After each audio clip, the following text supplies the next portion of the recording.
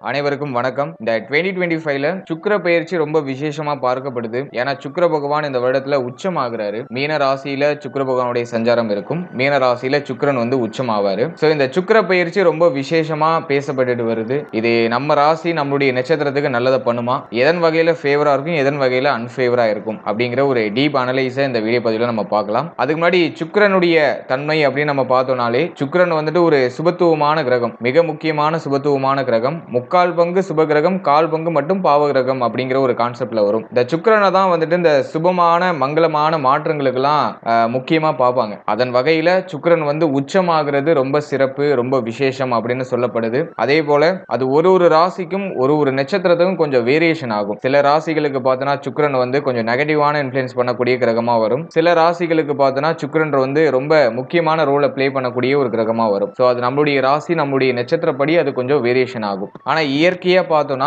சுக்கிரன் முக்கால் பங்கு சுபகிரகம் உடைய அந்த சுக்கிரன் உச்சமாகிறது ரொம்ப விசேஷம், ரொம்ப சிறப்பு. அதன் வகையில இந்த 2025ல பார்த்தோம்னா கரெக்டா ஜனவரி 28ல சுக்கிரன் வந்து கும்பத்திலிருந்து மீனத்துக்கு டிரான்சிட் ஆவாரு. மேலும் மே 27th வரைக்கும் மீனத்திலேயே இருப்பாரு. ஆகவே இந்த ஜனவரி 28ல இருந்து மே 27 எக்ஸாக்டா சொல்லணும்னாக்கா சுமார் ஒரு 119 நாட்கள் மீன ராசியில சுக்கிரன் சஞ்சாரம் செய்வாரு. இதுல வந்து இடையில ஒரு 43 நாட்கள் வக்ரத்துல இருப்பாரு. கரெக்டா மார்ச் 1ல இருந்து ஏப்ரல் 12 வரைக்கும் வக்ரத்துல இருப்பாரு. சோ அந்த காம்பினேஷனும் வருது. ஓவரால் அந்த ஒரு 119 நாட்கள் சுக்கிரன் உச்சமாகிறதுனால மேலும் வக்ரம் ஆகிறதுனால நம்மளுடைய ராசி நம்மளுடைய நட்சத்திரத்துக்கு எந்த மாதிரியான பலன்கள் கிடைக்கும் அப்படிங்கறது அந்த பதிவுல ரொம்ப டீடெயிலா கிளியரா நம்ம பார்க்கலாம். வீடியோவை ஸ்டார்ட் பண்றதுக்கு முன்னாடி நீங்க நம்ம சேனலை சப்ஸ்கிரைப் பண்ணாம இருந்தீங்கன்னா மறக்காம சப்ஸ்கிரைப் பண்ணிக்கோங்க. அப்படியே பக்கத்துல இருக்க பெல் சிம்பலை கிளிக் பண்ணிக்கோங்க. அப்பதான் நாங்க போற இது போல பயனுள்ள பதிவுகள் உங்களுக்கு உடனுக்குடனே நோட்டிபிகேஷனாக கிடைக்கும். காலச்சக்கரத்துக்கு 7வது ராசி துலாம். துலாம் ராசிக்கு இந்த சுக்கிர பயிற்சி எப்படி இருக்கு அப்படின்னு பார்க்கும்போது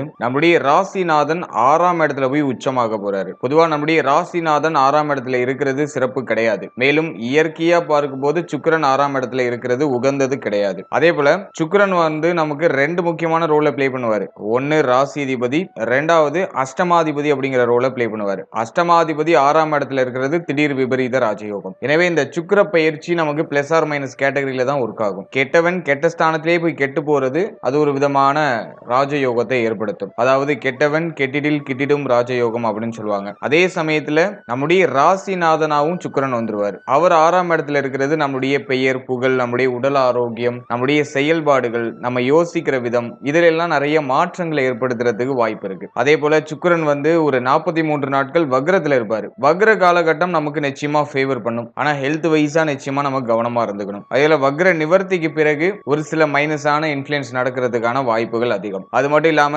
6ஆம் இடத்துல ராகு. பொதுவா 6ல ராகு இருக்கிறது நல்லது. எதுலயும் போட்டியற்ற தன்மை, நம்மளை எதிர்க்கிறவங்க எல்லாம் ஆட்டோமேட்டிக்காக விலகிடுவாங்க. கடன் சுமையை குறைக்கிறதுக்கு போராடுவீங்க. உடல் ஆரோக்கிய ரீதியா பிரச்சனைகள் வந்தாலும் அது உடனே சரியாயிடும். அதுக்கான ரெமெடிஸ் டக்குன்னு கிடைச்சிடும் நமக்கு. அதெல்லாம் 6ஆம் இடத்துல ராகு இருக்கிறதுனால நமக்கு கிடைக்கிற ஒரு பாசிட்டிவான சைடு. இப்போ சுக்கிரன் 6ஆம் இடத்துல போய் உச்சமாகிறது நமக்கு ஃபேவரா அன்ஃபேவரா அப்படின்னு பார்க்கும்போது பிளஸ் ஆர் மைனஸ் கேட்டகரியில ஒர்க் ஆகும். முதல்ல நம்ம எதுல கவனமா இருக்கணும் அப்படின்னு பார்த்தோம்னா 6ஆம் இடத்துல சுக்கிரன் உச்சமாகும் போது நம்முடைய பெயர் புகழ், நம்முடைய செயல்பாடுகள் இதுல எல்லாம் நம்ம கொஞ்சம் கவனமா இருந்துக்கணும். இதுக்கெல்லாம் ஏதாச்சும் பங்க வர மாதிரியான ஒரு சில நடவடிக்கைகள் இருக்கிறதுக்கான வாய்ப்புகள் அதிகம். நம்முடைய சிந்தனை வந்து கடன் வாங்கி ஏதாச்சும் சேஞ்ச் பண்ணுவோமா, கடன் வாங்கி நம்ம ஏதாச்சும் சுபமாற்றம் பண்ணுவோமா அப்படின்னு எடுத்துட்டு போறதுக்கு வாய்ப்பு இருக்கு. சோ அதுல நம்ம கொஞ்சம் கவனமா இருக்கணும். நம்முடைய சக்திக்கு மீறி எந்த ஒரு விஷயத்தையும் செயல்படுத்த கூடாது. குறிப்பா கடன் சார்ந்த விஷயங்களை கொஞ்சம் அக்கறை கவனம் அப்படிங்கிறது இருக்கணும். கடன் கொடுத்தும் மாட்டிக்க கூடாது, கடன் வாங்கியும் மாட்டிக்க கூடாது. சோ அந்த விஷயங்களை கொஞ்சம் கிளியரா இருந்துக்கிறது நல்லது. ரொம்ப முக்கியமா நான் சொல்றது உடல் ஆரோக்கியம். துலாம் ராசியுடைய நட்சத்திரங்கள் எல்லாருமே வந்து ஹெல்த் வைஸா கொஞ்சம் எக்ஸ்ட்ரா நீங்க கேர் எடுத்துக்கிறது நல்லது. குறிப்பா அந்த வயிறு சம்பந்தப்பட்ட விஷயம், நம்முடைய தலை முகம் சார்ந்த விஷயம், மேல அந்த கழிவு நீக்க உறுப்புகள் சம்பந்தப்பட்ட விஷயம், இதுல எல்லாம் நம்ம கொஞ்சம் கவனமா இருக்கிறது நல்லது. அதே போல நம்ம யோசிக்கிற விதத்திலயும் நம்ம கொஞ்சம் கவனமா இருக்கணும். எதையும் வந்து ஒரே நேரத்துல பல விஷயங்களை போட்டு நம்ம குழப்பிக்க கூடாது. மென்டலி கொஞ்சம் ஃப்ரீனஸா இருக்கிறதுக்கு ட்ரை பண்ணுங்க. ஏன்னா இப்போ நிறைய மைண்ட்ல ஓடிக்கிட்டே இருக்கும். இதை பண்ணுவோமா அதை பண்ணுவோமா அப்படிங்கிற கன்ஃபியூஷன் அப்படிங்கிறது நிறைய இருக்கும். ஆகவே எதையும் போட்டு அதிகமா கன்ஃபியூஸ் பண்ணாம ஏதாச்சும் ஒரு விஷயத்தை சூஸ் பண்ணி அந்த விஷயத்துல டிராவல் பண்றதுக்கு முயற்சி பண்ணுங்க. வாட் எவர் நீங்க எந்த ஃபீல்டுல இருந்தாலும் சரி, நீங்க ஸ்டூடெண்டா இருந்தாலும் சரி, பிசினஸ் பண்ணாலும் சரி, இல்ல ஏதாச்சும் உத்தியோகம் பார்த்துட்டு இருந்தாலும் சரி, இல்ல நீங்க இல்லத்தரசியா இருந்தாலும் சரி, வாட் எவர் எந்த ஃபீல்டுல இருந்தாலுமே எதையும் வந்து அதிகமா போட்டு யோசிச்சு குழப்பிக்காதீங்க. ஏதாச்சும் ஒரு விஷயத்துல ஃபோக்கஸ் பண்ணி அப்படியே நிதானமா டிராவல் பண்றதுக்கு ட்ரை பண்ணுங்க. அதே போல ராசிநாதன் 6ஆம் இடத்துல இருக்கும்போது அதிகமான கோப உணர்வு வரும், எதுக்கு கோவப்படுறோம்னே தெரியாது. அது மட்டும் இல்லாம நம்ம கிட்ட பேசுறவங்க கிட்ட நம்ம தொழில் உத்தியோகம் செய்யற இடத்துல எல்லாம் அதிகமான கோப உணர்வை வெளிப்படுத்துறதுக்கான வாய்ப்புகள் இருக்கு. ஸோ அதுல நம்ம கொஞ்சம் கவனமா நிதானத்தோட செயல்படுறது நல்லது. ஸோ இது வந்து இந்த சுக்கிர பெயர்ச்சியில இருக்கிற ஒரு நெகட்டிவ் சைடுன்னு நம்ம எடுத்துக்கலாம். இப்போ பாசிட்டிவ் சைடு என்ன இருக்கு அப்படின்னு பார்த்தோம்னா 6ஆம் அதிபதி 8ஆம் இடத்துல, 8ஆம் அதிபதி 6ஆம் இடத்துல, திடீர் விபரீத ராஜயோகம் ரொம்ப சிறப்பா ஆக்டிவேட் ஆகுது, ரொம்ப ஸ்ட்ராங்கா இருக்கு. எனவே எதிர்பார்க்காத விஷயம் எதிர்பார்க்காத டைம் பீரியட்ல நமக்கு கிடைக்கும். அது நிச்சயமா சுப மாற்றமா தான் இருக்கும். நிச்சயமா நெகட்டிவான விஷயமா இருக்காது. ரொம்ப நாளா நீங்க ஆசைப்பட்ட விஷயம் இப்போ உங்களுக்கு கிடைக்கும். ரொம்ப நாளா நீங்க செய்யணும்னு நினைச்சிட்டு இருக்க விஷயங்களே இப்ப நீங்க செயல்படுத்தலாம், செய்யலாம். ஸோ அதுக்கு வந்துட்டு இந்த திடீர் விபரீத ராஜயோகம் நமக்கு ரொம்ப சிறப்பா வேலை செய்யும். நிறைய பேருக்கு வெளிநாடு வெளியூர் செல்றதுக்கான வாய்ப்பு, வெளி மாநிலத்துக்கு போறதுக்கான வாய்ப்பு, முகம் தெரியாத நபர்களால ஆதாயம், மூன்றாவது நபரால நமக்கு ஆதாயம். ஸோ அதெல்லாமே இந்த திடீர் விபரீத ராஜயோகத்தால நமக்கு கிடைக்கும். மேலும் இந்த பரிவர்த்தனை யோகம் வந்து ஜாக்பெட்டுக்கு எடுத்துட்டு போகும். ஏதாச்சும் லக் அடிக்கிறது, திடீர்னு பெருசா ஏதாச்சும் லம்சமா அமௌண்ட் கிடைக்கிறது, உங்களுடைய பொருளாதாரம் ஏதாச்சும் ஒரு இடத்துல முடங்கி இருக்குனாக்கா அந்த பொருளாதாரம் இப்போ உங்க கைக்கு திரும்ப கிடைக்கும். வெளியில கொடுத்த பணம் இப்போ உங்க கைக்கு திரும்ப வரும். சோ அதுக்கு ரொம்ப சிறப்பா இருக்கு. வரக்கூடிய பணத்தை திரும்ப யார்ட்டையும் கொடுத்து மாட்டிக்க வேண்டாம். அதுல மட்டும் நீங்க கொஞ்சம் கிளியரா இருந்துக்கணும். மேலும் கடன் சுமை குறையறதுக்கு அதிகபட்ச வாய்ப்பு இருக்கு. கடன் பிரச்சனை இருக்குனாக்கா அந்த கடன்லாம் கட்டி முடிக்கிறதுக்கு அதிகமா முயற்சி எடுப்பீங்க. சோ அதுக்கு ஒரு பாசிட்டிவான சைடை நீங்க நிச்சயமா எதிர்பார்க்கலாம். அடுத்தது பார்த்தோம்னா வாழ்க்கை துணை சம்பந்தப்பட்ட விஷயங்கள்ல இருந்த குழப்பங்கள்லாம் குறைய ஆரம்பிக்கும். வாழ்க்கை துணைய உடல் ஆரோக்கியத்தில் இருந்த பிரச்சனைகள் குறைய ஆரம்பிக்கும். சனியுடைய பார்வை 7ஆம் இடத்துல இருக்கு. மார்ச் மாதம் வரைக்கும் சனி பார்வை 7ஆம் இடத்துல இருக்கும். வாழ்க்கை துணையால ஏதாச்சும் ஒரு மாதிரி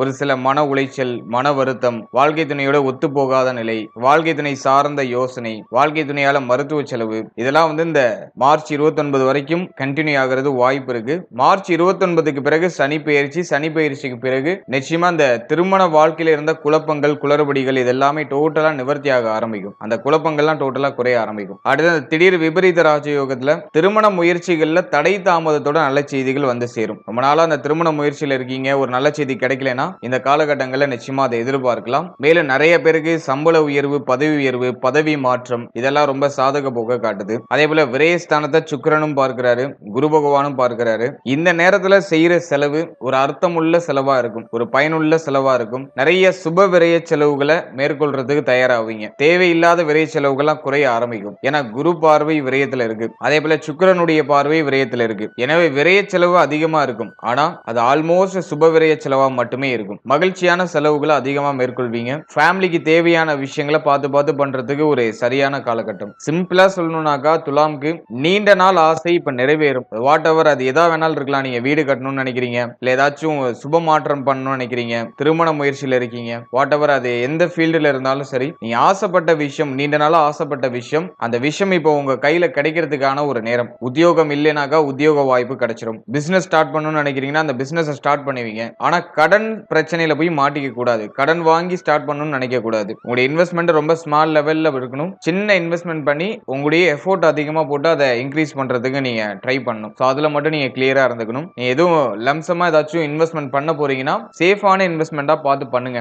ஏன்னா வந்து ராசிநாதன் வந்து 6ஆம் இடத்துல, அதுவே ஒரு குழப்பத்தை கொடுத்துரும். ஒரு விஷயத்த பண்ணுவோமா வேணாமா, அதை இப்படி பண்ணுவோமா அப்படி பண்ணுவோமா அப்படிங்கிற மாதிரி ஒரு குழப்பத்தை கொடுத்துரும். ஒரே நேரத்துல 2-3 விஷயம் ஆப்ஷன்ஸா வந்து நிற்கும். எதை சூஸ் பண்றதுன்னு தெரியாம நம்ம அப்படியே கொஞ்சம் திணறுவோம். இது பிசினஸ் மட்டும் இல்ல, ஃபேமிலியில ஒரு முடிவு எடுக்கிறதுனாலும் சரி, ஸ்டூடெண்ட்ஸ் ஏதாச்சும் கெரியர் சம்பந்தமா சாய்ஸை சூஸ் பண்றதுக்கு சரி, இல்ல ஒரு ஹாஸ்பிட்டலுக்கே போகணும்னாலும் இங்க போவோமா அங்க போவோமா, இந்த ஹாஸ்பிட்டலை சூஸ் பண்ணுவோமா அந்த ஹாஸ்பிட்டலை சூஸ் பண்ணுவோமாங்கிற மாதிரி ஒரு ஆப்ஷன்ஸ்ல கொடுத்து நம்மளை குழப்பி விடும். ஆகவே நீங்க ஒரு விஷயத்துல தெளிவா இருந்துக்கணும். எதையும் மைண்ட்ல அதிகமா போட்டு குழப்பிக்க கூடாது. ஏதாச்சும் ஒரு விஷயத்தை ஃபோக்கஸ் பண்ணி செயல்பட்டு அதுல வெற்றி அடைகிறதுக்கு முயற்சி பண்ணுங்க. ராசிநாதன் 6ல இருக்கிறது மட்டும்தான் மைனஸ். மற்றபடி அஷ்டமாதிபதி 6ல இருக்கிறது விபரீத ராஜயோகத்தை ஏற்படுத்தி நீண்ட நாள் ஆசையை நிறைவேற்றி வைக்கும். அதுக்கு ரொம்ப ஃபேவரா இருக்கு. அதுக்கான ஆரம்பம் ஏதோ குழப்பமா போற மாதிரி இருக்கும், ரொம்ப பிரஷரா போற மாதிரி இருக்கும். ஆனா எண்ட் ரிசல்ட் நிச்சயமா உங்களுக்கு மகிழ்ச்சியை கொடுக்கும்.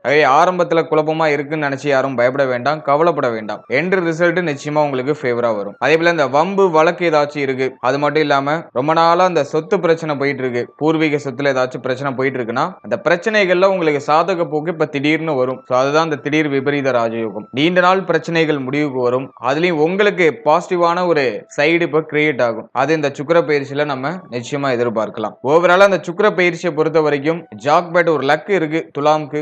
நீண்ட நாள் ஆசையை நிறைவேற்றி கொள்றதுக்கான நிறைய வாய்ப்புகள் கிடைக்கும். அதே சமயத்துல நம்ம எதுல அதிகமா போக்கஸ்டா இருக்கணும், கவனமா இருக்கணும் அப்படின்னு பார்த்தோம்னா நம்முடைய உடல் ஆரோக்கியம், நம்ம எடுக்கிற முடிவு, இது ரெண்டுலயும் நம்ம கொஞ்சம் ஹை ஃபோக்கஸ்டா இருக்கிறது நல்லது. முக்கியமா உடல் ஆரோக்கியம். ஏன்னா 6ஆம் இடம் 8ஆம் இடம் வெகுவா கொஞ்சம் பாதிக்கப்பட்ட மாதிரி இருக்கு. ஆகவே ஹெல்த் வைஸா ஏதாச்சும் பாதிப்புகளை கொடுத்து அதுக்கு நிவர்த்தியை கொடுக்கும். அதுக்கான வாய்ப்புகள் அதிகம். ஆகவே உடல் ஆரோக்கியத்துல கவனம் செலுத்திக்கோங்க.